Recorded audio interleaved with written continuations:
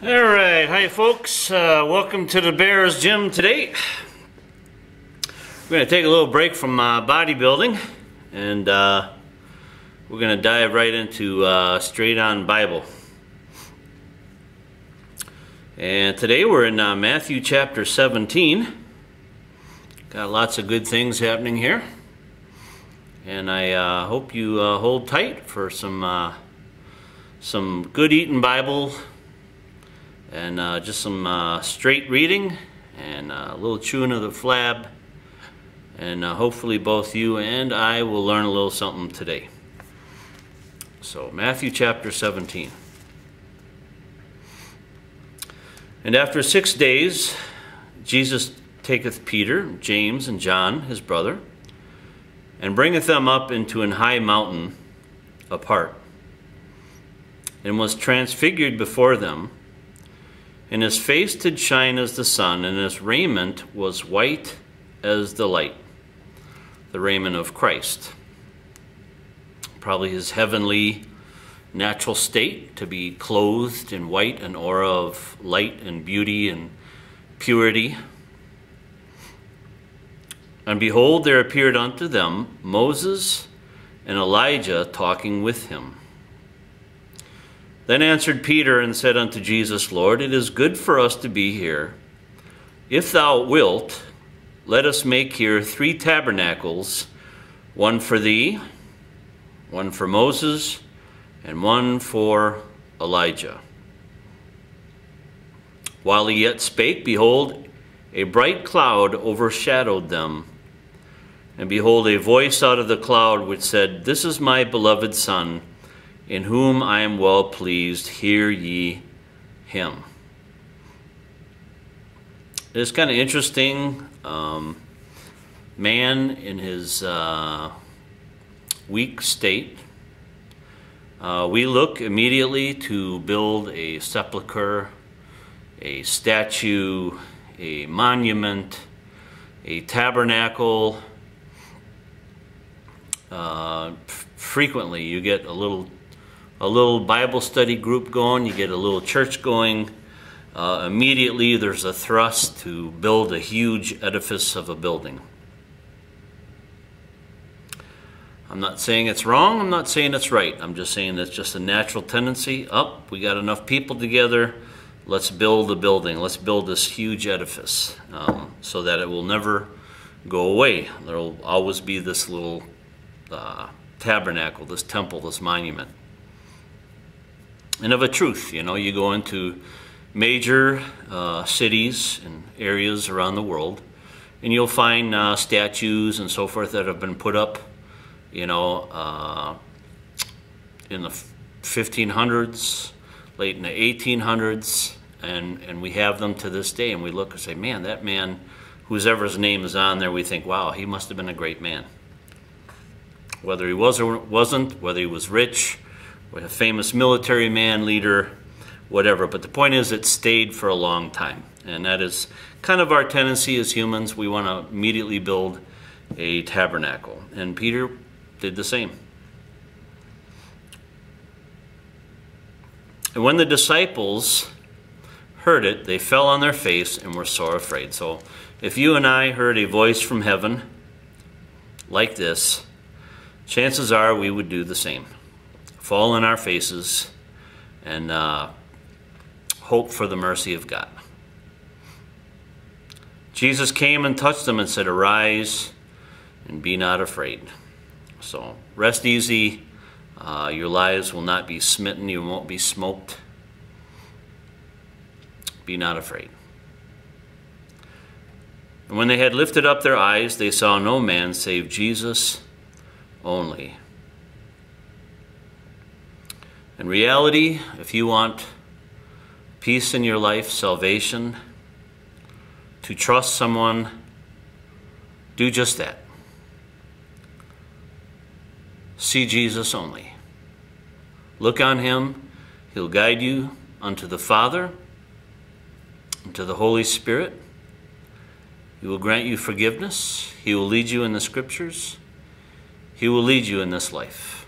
Look to Jesus Christ, the Son. He is the name that God gave us to have access to the Almighty in the eternal realm. And as they came down from the mountain, Jesus charged them, saying, "Tell the vision to no man until the Son of Man be risen again from the dead." And his disciples asked him, saying, "Why then say the scribes that Elias must first come?" And Jesus answered and said unto them, "Elias is truly first come, and restores all things. But I say unto you that Elias is come already, and they knew him not, but have done unto him whatsoever they listed. Likewise shall also the Son of Man suffer of them." Well, John the Baptist said he was not Elijah. And he was probably right. He wasn't Elijah. But he did do a lot of things that God said a man would come and do in the spirit of Elijah. Although John the Baptist did no miracles like Elijah did. But he did come in the same spirit. And in a sense, and Jesus later and throughout the Gospels sort of indicates that John came as Elijah, and he was as Elijah. But perhaps the real Elijah will come as well in the end times. If you remember your Old Testament history, God took him up in a fiery chariot, perhaps to be used in the end times again at his will. In either case, he makes reference to John the Baptist and how it was that he was punished for his stand in righteousness and killed. And Jesus said pretty much that's the way it will go with the Son of Man. Then the disciples understood that he spake unto them of John the Baptist.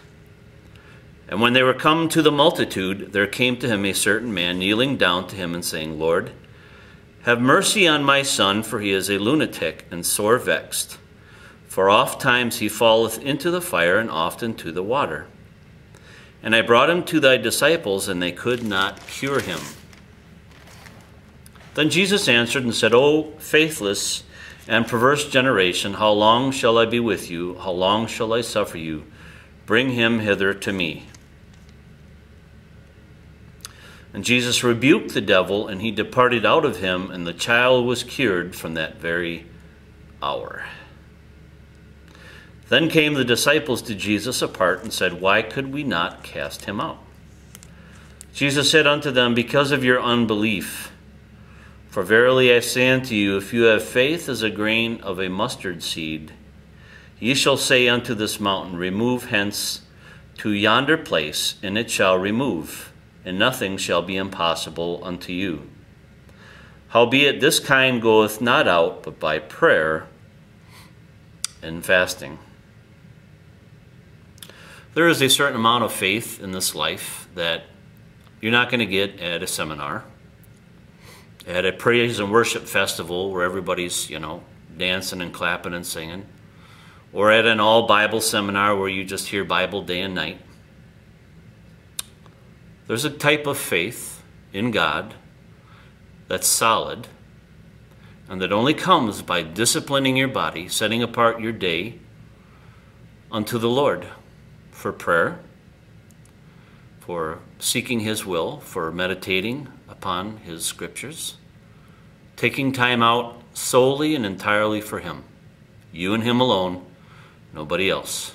Just you and him, as Jesus did in the Mount, in the Garden of Gethsemane, and various places in the wilderness.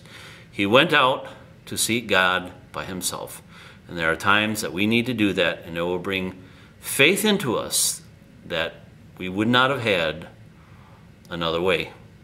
It takes a little time, a little effort on your part to set apart some time and give it to the Lord entirely and completely. Prayer, fasting from food or whatever, taking time out to give unto the Lord. It's a discipline, and it's between you and God. So I'll leave it there.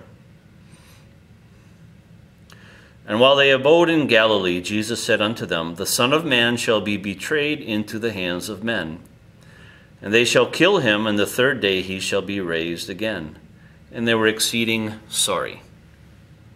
If I was with the greatest teacher of all eternity and history with me, and he told me that one day he was going to be dying and leaving us alone, I would be sad.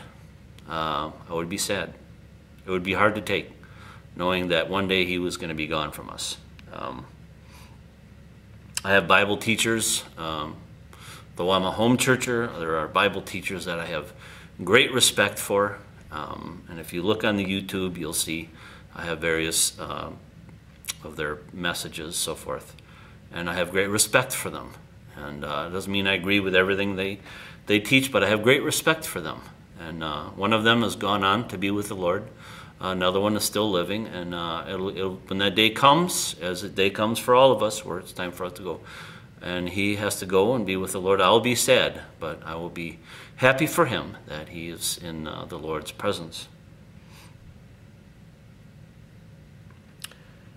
And when they were come to Capernaum, they that received tribute money came to Peter and said, Doth not your master pay tribute? He saith, Yes. And when he was come into the house, Jesus prevented him, saying, What thinkest thou, Simon, of whom do the kings of the earth take custom or tribute? Of their own children or of strangers? Peter said unto him, Of strangers. Jesus said unto him, Then are the children free. Notwithstanding, lest we should offend them, go thou to the sea, cast an hook, and take up the fish that first cometh up. And when thou hast opened his mouth, thou shalt find a piece of money. That take and give unto them for me and thee. Well, it was tax time. They had some type of stranger tax in those days.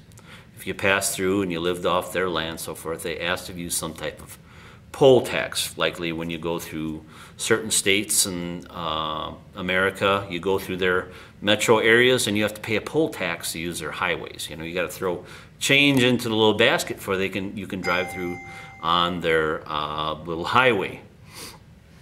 And just the way it is. And so if you want to travel on a highway, got to pay their money. And Jesus and the disciples, they were very poor. And it's the way it is. So he said, go fishing. He did what he generally did. But as he did what he generally did, you know, with the fishing thing, there was something supernatural that had not happened to him before. He popped open the fish's mouth and boom, there was a coin that had just enough to pay the poll tax for both him and Jesus. Very impressive. And with that, that's Matthew chapter 17, folks. Hope you enjoyed it. Hope you learned a little something. And we learned things old and new. And so, hope you enjoyed. God bless you. From the Bears Gym, Bear Paw 7, I give you Christ's blessing. And in his love, I say, until next time, God bless you, folks. We'll see you.